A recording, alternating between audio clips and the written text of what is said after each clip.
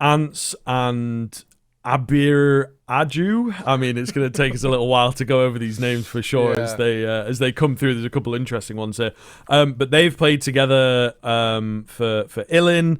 I mean, even then, Ants has got sort of the deepest career, as it were, and some of these teams you wouldn't be out of pocket for saying you've never really heard of them, you don't really recognize them. Even then, I only sort of really recognize them by name. I've not necessarily casted them or watched them super deeply or anything like that. So it is kind of an interesting one. A couple young players here. Slaxy Jez is maybe the one to watch. He's absolutely popped off in their earlier games.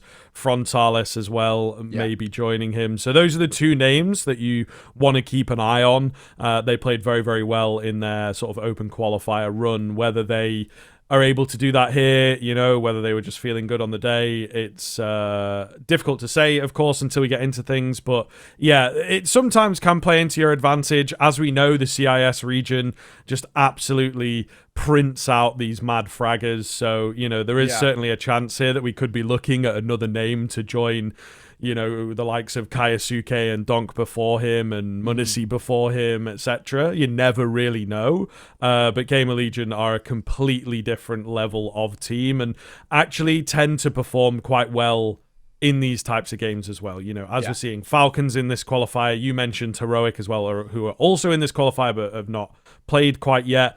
Those, tier 1.5 sort of teams where they're mainly focusing on the high level can sometimes struggle online, sometimes get caught off, sometimes get a bit annoyed, and the mental goes and they're like, okay, well, I guess we're just not qualifying to this one, or we'll do it in the lower bracket or whatever.